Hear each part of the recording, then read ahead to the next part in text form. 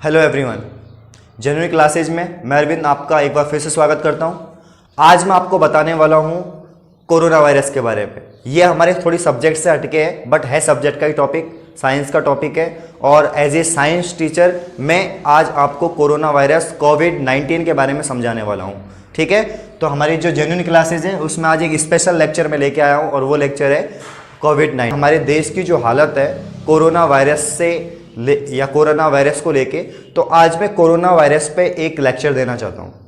तो इस लेक्चर से आपको कोरोना वायरस की जो भ्रांतियाँ बनी हुई हैं, जो आप पैनिक हो रहे हो बहुत ज़्यादा, या आपकी बहुत ज़्यादा गलत फहमियाँ हैं, तो कोरोना वायरस को लेके मैं आपको कुछ समझाने वाला हूँ कि कोरोना वायरस क्या है, कोरोना वायरस कैसे इन्फेक्ट करता है हमें, ठीक है ना, व्हाट इज़ अ कोविड-19। तो इन सब के बारे में मैं आपको बताने वाला हूँ। ठीक है, तो जैसा कि मैंने बताया कि पूरे वर्ल्ड की जो हालात है कोरोना वायरस की वजह से, तो मैं आपको बता दूं कि काफ़ी लोगों में बहुत बड़ी भ्रांतियां हैं, गलतफहमियां हैं कोरोना वायरस को लेके। आज मैं कुछ क्वेश्चंस का आंसर आपको देने वाला हूं कि एक्चुअली में कोरोना वायरस कोविड-19 क्या है। देखो, कोरोना वायरस एक ग्रुप ऑफ वायरस है, ये बहुत सारे वायरसों से मिलकर बना है, एक फैमिली है।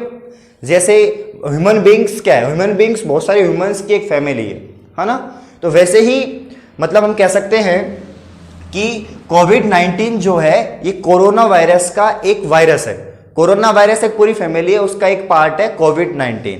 ठीक है, तो कोविड-19 क्या है, कैसे लोगों को इन्फेक्ट करता है, कैसे मतलब हम इससे प्रभावित हो जाते हैं, कैसे फैलता है, इन सब क्वेश्चंस का मैं आंसर दूंगा, चर्चा करूंगा आज। ठीक है, सबसे पहले तो मैं बात करना चाहता हूं कि अभी जो सिचुएशन है और ये वायरस कहां से आया, तो मैं सबसे पहले आपको बता देता हूं। वुहान चाइना से सबसे पहले आया ये, और ये इसके सिम्टम्स या इस वायरस को सबसे पहले जो देखा गया था वुहान चाइना में, वो देखा गया था 31 दिसंबर 2019 में। कब देखा गया था इसको? 31 दिसंबर 2019 में देखा गया था।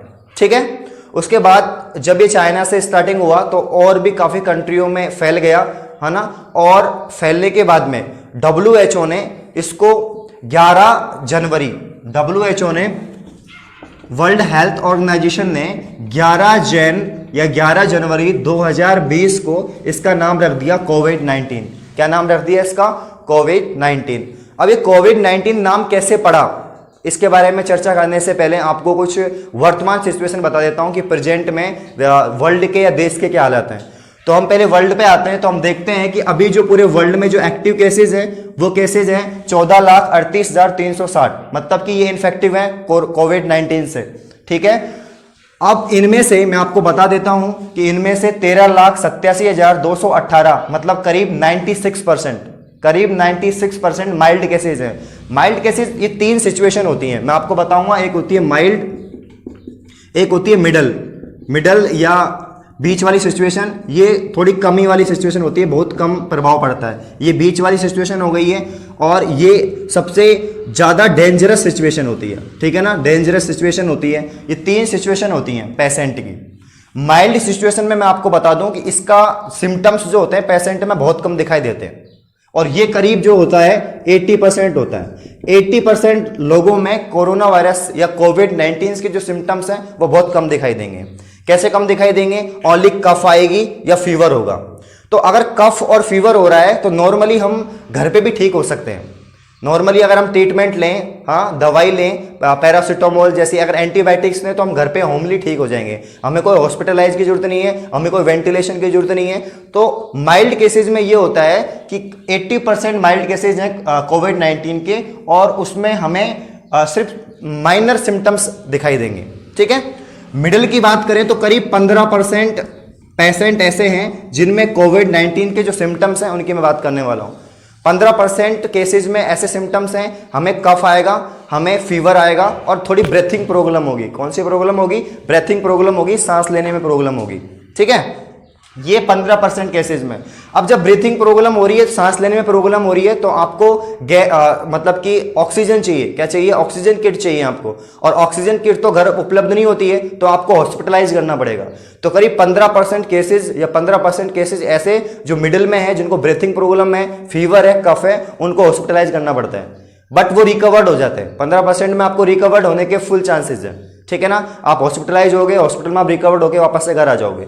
बट 5% केसेज ऐसे हैं जो डेंजरस हैं। इसमें क्या है, इसको तो वेंटिलाइजेशन करना ही पड़ेगा। अगर ब्रीथिंग प्रॉब्लम है, कफ है, फीवर है और ज्यादा प्रॉब्लम्स आ रही हैं, 5% केसेज में डेंजरस सिचुएशन आ जाती है, खतरनाक सिचुएशन आ जाती है। और ऐसी सिचुएशन को आपको हॉस्पिटलाइज ही करना पड़ेगा, और हॉस्पिटलाइज करने के अलावा कोई साधन नहीं है आपके पास में, ठीक है। और इन केसेज में से रिकवर्ड होने के चांस भी बहुत कम है।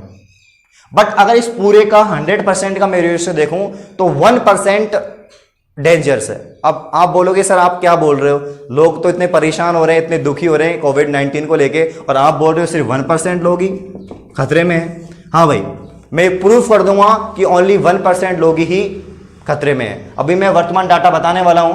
तो मैंने आपको बताया एक्टिव केसेस कितने हैं, माइल्ड केसेस कितने हैं और सीरियस केसेस कितने हैं। क्रिटिकल सिचुएशन में 51,142 पूरे वर्ल्ड में सीरियस केसेस हैं, 4% इसको मैं बोल सकता हूं, ठीक है।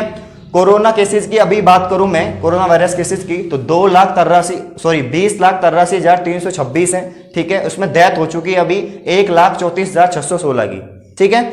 और रिकवर्ड हो चुके हैं 5,10,350। ये प्रेजेंट सिचुएशन है पूरे वर्ल्ड की, ठीक है। इटली में और कंट्रीज की बात करूं तो इटली अभी नंबर 1 बनी हुई है। इंडिया की मैं बात करूं तो इंडिया में जो एक्टिव पेशेंट हैं वो हैं अभी 11,933। इनमें ये कोविड-19 के पेशेंट हैं।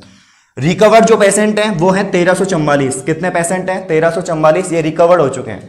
और डेथ जो हो चुकी है वो हो चुकी है 392 की। कितनी हो चुकी है? 392 की डेथ हो चुकी है अभी तक इंडिया में। अब मैं सबसे बड़ा क्वेश्चन बताने वाला हूं कि कोविड-19 का मतलब क्या है, कहां से बना है कोविड-19। तो ये आप देखिए,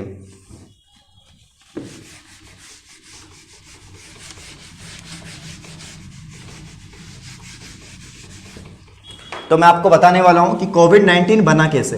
तो कोरोना वायरस है,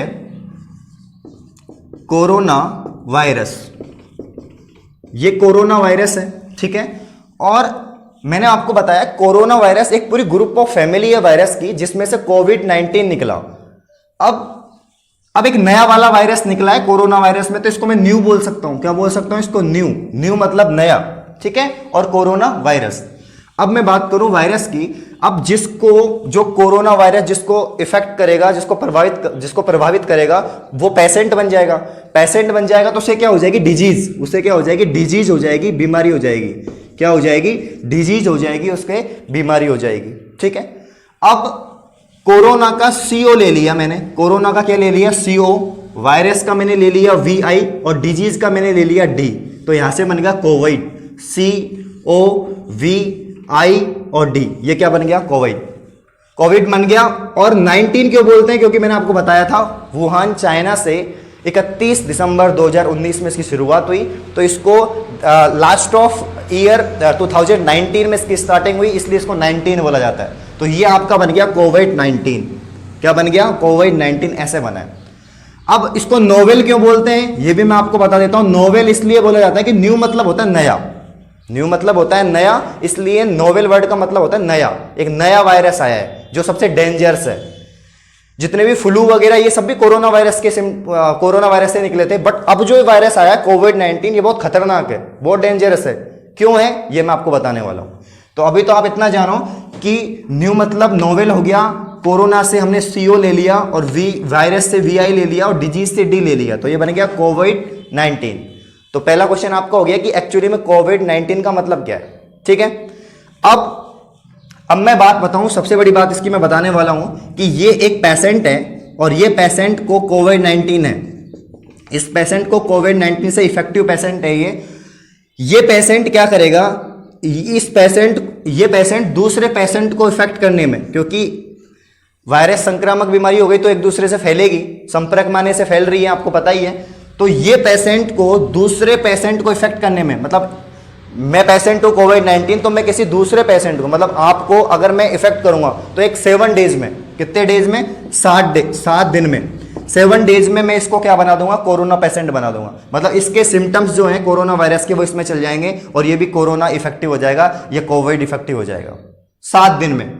अब आप दिमाग लगा रहे होंगे कि सर 7 दिन में तो ये तो बहुत धीरे धीरे फैल रहा होगा, बट 7 दिन का मतलब ये नहीं है कि 7 दिन में इसके सिम्टम ये आए, 7 दिन के वो आए, इसका थोड़ा प्रोसेस अलग है, इसका थोड़ा प्रोसेस अलग है। तो मैं आपको बता रहा हूं कि यहां पर एक कोविड जो पेशेंट है उसको दूसरा कोविड पेशेंट इफेक्ट करने में 7 डेज लग रहे हैं, कि एक मरीज को दूसरा मरीज बनाने में 7 दिन लग रहे हैं। तो ये तो खतरनाक नहीं है भाई, एक मरीज को दूसरा मरीज बनाने में 7 दिन लग रहे हैं तो खतरनाक नहीं हुआ। बट ये खतरनाक क्यों है, इसकी प्रॉब्लम क्या है, ये खतरनाक क्यों है, इसको मैं बताने वाला हूं। तो इसको हम बोलेंगे सीरियल इंटरवल, क्या बोलेंगे इसको, सीरियल इंटरवल बोलेंगे इसको। ये सीरियल जो इंटरवल होगा इसका 7 डेज का होगा, 5 to 7 डेज होता है, बट इसका एक्चुअली में हम एवरेज निकालें तो 7 डेज निकलता है। तो एक कोविड पेशेंट है, उसको दूसरा कोविड पेशेंट बनाने में 7 डेज लग रहे हैं। कितने डेज लग रहे हैं, 7 डेज लग रहे हैं। बट ये तो इतना प्रॉब्लम नहीं है, अगर मैं एक पेशेंट से दूसरा पेशेंट बन रहा है तो 7 दिन में वो उसके सिम्टम्स उसमें जा रहे हैं, तो ये इतना खतरनाक नहीं है। बट खतरनाक क्या है या प्रॉब्लम क्या है वो मैं आपको बताने वाला हूं। तो प्रॉब्लम है रिप्रोडक्शन नंबर। प्रॉब्लम क्या है, रिप्रोडक्शन नंबर। मैं इंग्लिश टर्म्स यूज ले रहा हूं क्योंकि मेडिकल टर्म्स की बात कर रहा हूं मैं, तो आप थोड़ा इंग्लिश में ही समझें, हिंदी में थोड़ा कम समझें इसको। इंग्लिश में माने रिप्रोडक्शन को हिंदी में बोले तो जनन बोलते हैं हम, बट रिप्रोडक्शन, अब मैं एक वर्ड और यूज लूंगा उससे आपको आसानी से समझ में आ जाएगा, जनरेशन।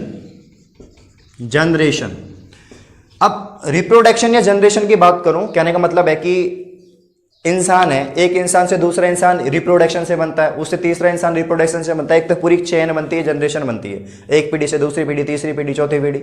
वैसे ही वायरस भी क्या करता है, रिप्रोडक्शन करता है। तो वायरस का जो रिप्रोडक्शन होगा या रिप्रोडक्शन नंबर होगा, द नंबर ऑफ रिप्रोडक्शन, तो वायरस का जो रिप्रोडक्शन नंबर होगा वो, अब कोविड-19 का जो रिप्रोडक्शन नंबर है वो क्या है, 3 है। कितना है, 3 है। अब ये 3 क्या भला है, इसको मैं समझाने वाला हूं कि रिप्रोडक्शन नंबर 3 क्या है। 3 का मतलब ये है, अगर कोई एक पेशेंट है, ये एक पेशेंट है जो कोविड-19 से इफेक्टिव है, और ये पेशेंट दूसरे किसी हेल्दी ह्यूमन बीइंग को इफेक्ट कर रहा है, किसी हेल्दी ह्यूमन बीइंग को इफेक्ट कर रहा है 7 डेज में, 7 डेज में, ठीक है ना। लेकिन रिप्रोडक्शन नंबर 3 होने का मतलब है एक ह्यूमन बीइंग, एक जो कोविड-19 से जो इफेक्टिव पेशेंट है वो हेल्दी ह्यूमन बीइंग को, ऐसे 3 हेल्दी ह्यूमन बीइंग को इफेक्ट कर रहा है, 3 को, एक 3 को कर रहा है, एक 3 को कर रहा है, यहां आके खतरनाक हो जाती है बात। और जनरली जो फ्लू होते हैं वायरस से संबंधित, जैसे बर्ड फ्लू, स्वाइन फ्लू, हाँ, इनमें क्या होता है, इनका जो रिप्रोडक्शन नंबर होता है वो होता है 1। फ्लू में रिप्रोडक्शन नंबर क्या होता है, 1 होता है। मतलब कि एक पेशेंट 7 डेज में दूसरा पेशेंट, एक ही पेशेंट करेगा। बट यहां खतरनाक बात यह है कि एक पेशेंट दूसरा पेशेंट, 3 पेशेंट बना रहा है, ये 3 फिर 3 बनाएंगे, ये 3 फिर 3 बनाएंगे, और ऐसे बहुत ज्यादा संख्या बढ़ जाएगी। तो ये खतरनाक बात है कि इसका जो रिप्रोडक्शन नंबर है वो क्या है, 3, कि एक Covid effective patient healthy human being 3 healthy human being को इफेक्ट कर रहा है, और वो 3 फिर वो अपने अपने 3 को करेंगे। तो रिप्रोडक्शन नंबर मैटर कर रहा है। अब आप बोलो सर इसको कैसे किया जाए, तो जैसे फ्लू में रिप्रोडक्शन नंबर 1 होता है तो ये ज्यादा फैला नहीं, कंट्रोल में आ गया। ये कंट्रोल में इसलिए नहीं आ रहा क्योंकि इसके जो रिप्रोडक्शन नंबर है वो क्या है, 3 है। अब अभी तक तो कोई ऐसा सिचुएशन नहीं है कि कोई ऐसी कोई दवाई बन गई है या ऐसा कोई वैक्सीन बन गया जिससे कि कंट्रोल में आ जाए। अभी तो सब कंट्रोल में आने का यही सिचुएशन है कि इसका रिप्रोडक्शन नंबर में अगर 1 कर दें तो फिर ये कंट्रोल में आ जाएगा कोविड-19।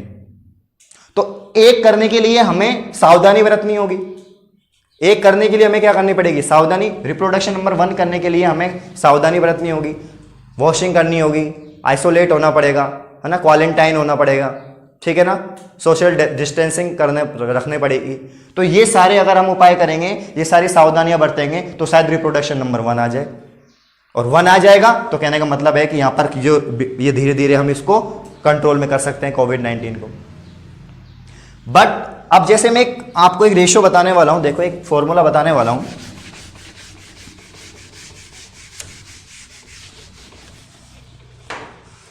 जैसे कि यहां पर एक पेशेंट है और उससे ये 3 पेशेंट बन रहे हैं, एक ये बन गया, एक ये बन गया, एक ये, इससे ये 3 पेशेंट बन रहे हैं, एक ये बन गया, एक ये बन गया, एक ये बन गया। इससे 3 पेशेंट बन रहे हैं, एक बन गया, एक बन गया, एक ये बन गया।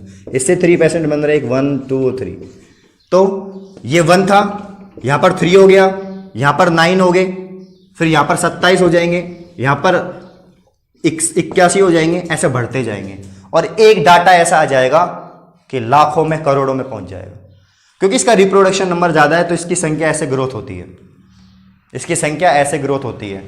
3 और यहां पर मैं लगा देता हूं n, ये 3 है और यहां पर मैंने लगा दिया n, तो ये n कितने भी हो सकते हैं, 1 2 3 4 5 6 7 8 9 10, कितने भी हो सकते हैं यहां पर। अब जैसे 3 का स्क्वायर में 1 करूंगा तो क्या हो जाएगा, 3 ही हो जाएगा। बट अगर मैंने 3 का स्क्वायर किया तो 9 हो जाएगा, अगर मैंने 3 का क्यूब किया तो 27 हो जाएगा, 3 का 4 किया तो 81 हो जाएगा, ऐसे बढ़ता चला जाएगा। तो ये इसका फॉर्मूला है, ये इसका क्या है, फॉर्मूला है। तो अगर हम इसके रिप्रोडक्शन नंबर को कम कर दें तो ये जो कोविड-19 है ये कंट्रोल में आ सकता है। तो हम एक इसको ग्राफ से समझेंगे कि कोविड-19 का जो ग्राफ है इसको हम समझेंगे। तो मैंने इस ग्राफ को ऐसे ड्रॉ किया है, ये आपका टाइम पीरियड हो गया कि किस टाइम से कैसे क्या है, और ये एक बीच में मैंने एक मोटी सी एक लाइन बनाई हुई है इसको भी, और ये एक जो ऊपर की तरफ जा रही है इसको भी मैं समझाऊंगा। तो एक तो ये वाली लाइन है और एक ये ऊपर की तरफ जा रही है, ये वाली लाइन है। मतलब यहाँ तक तो सिचुएशन कंट्रोल है। यहाँ तक सिचुएशन कंट्रोल क्यों है, क्योंकि उसका रिप्रोडक्शन जो नंबर है वो 1 है। अगर कोविड-19 का रिप्रोडक्शन नंबर 1 है तो सिचुएशन कंट्रोल में है, ठीक है ना। बट अगर उसका रिप्रोडक्शन नंबर 1 से 3 हो गया तो फिर ऐसे स्टार्टिंग में तो कम सिम्टम्स दिखेंगे, सिम्टम्स तो दिखेंगे बट पेशेंट कम होंगे, और एक सिचुएशन ऐसी आएगी कि उसके पेशेंटों की जो नंबरिंग है वो बढ़ जाएगी, ठीक है ना। जो यहां तक तो ठीक है सिचुएशन, बट यहां पर क्या हो जाएगी, पेशेंट्स बढ़ जाएंगे बहुत ज्यादा, ठीक है ना, क्योंकि इसका रिप्रोडक्शन नंबर क्या है, 3 है। रिप्रोडक्शन नंबर 3 होने से इसकी संख्या क्या हो जाएगी, बढ़ जाएगी। अब जैसे मतलब कि अगर मान लीजिए रिप्रोडक्शन नंबर 1 है, जैसे फ्लू में होता है, बर्ड फ्लू में, स्वाइन फ्लू में होता है, अगर रिप्रोडक्शन नंबर 1 है तो उसको हॉस्पिटल केयर सिस्टम कैपेसिटी से, मतलब कि हॉस्पिटल की जो क्षमता होती है मतलब कि पेशेंट को केयर करने की, उससे हम उसको सुरक्षित रख सकते हैं। वेंटिलेशन देके, ऑक्सीजन किट वगैरह देके उसको हम स्वस्थ कर सकते हैं, यहाँ तक उसको कंट्रोल कर सकते हैं। क्योंकि एक बात बताओ आप, अगर पेशेंट्स की संख्या बहुत ज़्यादा हो गई तो क्या हमारे मेडिकल्स इतने हैं या हमारे हॉस्पिटल इतने हैं कि वेंटिलेशन इतने हैं कि उसको सुरक्षित रख सकते हैं? इतनी संख्या में क्या वेंटिलेशन है, इतनी संख्या में क्या मरीज को कैपेसिटी है हॉस्पिटल की, मरीज को हम सुरक्षित रख सकते हैं या उनको हम ट्रीटमेंट दे सकते हैं? नहीं दे सकते हैं ना, ठीक है ना। तो अगर रिप्रोडक्शन नंबर 1 है तो फिर भी कंट्रोल में कर सकते हैं हॉस्पिटल केयर सिस्टम से। बट अगर रिप्रोडक्शन नंबर 3 है तो ऐसी संख्या बढ़ेगी, जिसे मैंने बताया था आपको, उसका रिप्रोडक्शन नंबर 3 होने से वो ग्रोथ कर जाएगा बिल्कुल, तो वेंटिलेशन कम हो जाएंगे और भी काफी चीजें कम हो जाएंगी, ठीक है ना। अब यहां पर काफी वर्ड लिखे हुए हैं, इधर देखो, ये जो मैंने ग्राफ बनाया है ये टाइम के हिसाब से और ये न्यू पेशेंट के हिसाब से मैंने ड्रॉ किया है, ठीक है ना। अब कुछ वर्ड लिखे हुए हैं यहाँ पर देखो, इन चारों वर्ड्स से आप भली भांति परिचित हो, बहुत प्रचलन में है ये वर्ड्स, आइसोलेशन, क्वारंटाइन्स, सोशल डिस्टेंसिंग और वॉशिंग करना। सोशल डिस्टेंसिंग और वॉशिंग तो नॉर्मल वर्ड्स हैं। वॉशिंग का मतलब हैंड वॉश करना, ठीक है ना, हाथ धोना अपने बार बार हर 10 मिनट के अंतराल में हाथ धोना, ठीक है ना। सोशल डिस्टेंसिंग का मतलब डिस्टेंस बनाए रखना, एक व्यक्ति दूसरे व्यक्ति से डिस्टेंस बनाए रखना, है ना, भीड़ भाड़ वाले इलाके में नहीं जाना, ये सोशल डिस्टेंसिंग है। बट ये दो वर्ड आइसोलेशन और क्वारंटाइन ये क्या है, तो इन वर्ड्स को मैं समझा रहा हूं आपको, ठीक है ना। दोनों का मतलब ही क्या होता है कि गति को रोकना, गति को रोकना मतलब कि फैलने से रोकना, किसी भी मतलब कि जैसे कोविड-19 है तो उसको फैलने से रोकना। तो उसको फैलने से कैसे रोकेंगे, अगर किसी पेशेंट में सिम्टम्स दिखाई दे रहे हैं कोविड-19 के, अगर वो सिम्टम्स किसी, अगर मैं खांस रहा हूँ या मुझे खांसी हो रही है, अगर मेरे पास कोई खड़ा है तो उसमें अगर वो ट्रांसफर हो रहे हैं, तो अगर मुझे रोकना है तो मुझे क्या करना पड़ेगा, तो मुझे मतलब कि खुद को कंट्रोल करना पड़ेगा, या मुझे ऐसा माहौल लाना पड़ेगा कि मेरे संपर्क में कोई और अन्य व्यक्ति नहीं हो जिसे उसे कोविड-19 नहीं हो या वो कोविड-19 से इफेक्टिव नहीं हो। तो ऐसा करने के लिए आइसोलेशन और क्वारंटाइन करना पड़ेगा। इन दोनों में मेजर डिफरेंस यही है कि जो आइसोलेशन होता है वो तो जो कोविड-19 का पेशेंट है, मान लीजिए इसको कोविड-19 है, ये ऑलरेडी पेशेंट है तो उसको आइसोलेट करना पड़ेगा, उसको एक बंद कमरे में या जो भी हॉस्पिटल में या जो भी आपका रूम जो बनाया गया है उसके लिए उसको एक माहौल दिया जाएगा, वो अकेला रहेगा, उसके कोई भी उसके आसपास नहीं होगा, तो वो आइसोलेट हो गया, वो आइसोलेशन हो गया। बट क्वारंटाइन में क्या है, इसको ऑलरेडी ह्यूमन जो हेल्दी ह्यूमन बीइंग रहेगा, हेल्दी ह्यूमन बीइंग जिसको कोई बीमारी नहीं है, बट उसको भी क्वारंटाइन में रखा गया, क्योंकि वो अगर किसी ऐसे इंसान के संपर्क में आएगा, ऐसे व्यक्ति के संपर्क में आएगा जो कोविड-19 से ऑलरेडी इफेक्टिव है, तो क्या पता वो भी इफेक्ट हो जाए, इस वजह से उसको क्वारंटाइन करना पड़ेगा। तो बाकी दोनों का मतलब यही है कि फैलने से रोकना, गति को रोकना, बट मेजर डिफरेंस यही है कि जो आइसोलेशन है ये तो जो कोविड-19 से ऑलरेडी इफेक्टिव है उसको मतलब कि आइसोलेट किया जाएगा, और क्वारंटाइन का मतलब ये है कि जो हेल्दी ह्यूमन बीइंग है उसको वहां पर बंद कमरे में या जो भी सिचुएशन है वैसे उसको रखा जाएगा। तो ये चीज का आपको ध्यान रखना है। इंक्यूबेशन पीरियड क्या होता है? इंक्यूबेशन पीरियड का मतलब होता है कि जब एक व्यक्ति दूसरे व्यक्ति को मरीज बनाएगा तो वो जो टाइम होता है उस टाइम को हम बोलते हैं इंक्यूबेशन पीरियड बोलते हैं। ठीक है, अब काफी चीजें ऐसी होती हैं जिनका मतलब कि इलाज ही नहीं मिलता है, जैसे कोरोना वायरस का अभी तक, कोविड-19 का अभी तक कोई ऐसा ऐसी कोई मेडिसिन नहीं आई है, ऐसी कोई वैक्सीन नहीं बनी है जिससे इसको कंट्रोल में किया जा सके पूरे वर्ल्ड में। ऐसा क्यों? तो ऐसा इसलिए हो रहा है क्योंकि काफी चीजें ऐसी होती हैं जिनको समझना, जैसे मतलब कि एलर्जी की बात करें। अब एलर्जी वर्ड से आप ऑलरेडी परिचित हो कि एलर्जी क्या है। एलर्जी किसी भी चीज से हो सकती है, चाहे वो डस्ट हो, चाहे वायरस हो, चाहे बैक्टीरिया हो, एलर्जी किसी से भी हो सकती है हमें, ठीक है ना। डस्ट से एलर्जी हो रही है तो हम क्या करेंगे? डस्ट से बचेंगे। एलर्जी का मतलब है अगर एलर्जी जिस चीज से हो रही है उससे हम दूर रहेंगे, वो एलर्जी है। तो एलर्जी को कंट्रोल करने का सबसे बड़ा यही है कि जिससे हो रही है उससे दूर रहो। तो अगर वायरस से हमें एलर्जी हो रही है, और एलर्जी होने पर क्या होगा, जो हमारी मस्ट सेल्स होंगी, ये मास्ट सेल्स जो होंगी ये एक्टिव हो जाएंगी। इनको हम मास्ट सेल्स बोलते हैं, मास्ट कोशिका। ये जो मास्ट कोशिका होंगी ये क्या हो जाएंगी? एक्टिव हो जाएंगी, सक्रिय हो जाएंगी। सक्रिय होने के बाद ये एक रसायन का स्रावन करेंगी, और वो रसायन है हिस्टामिन। कौन सा रसायन है? हिस्टामिन।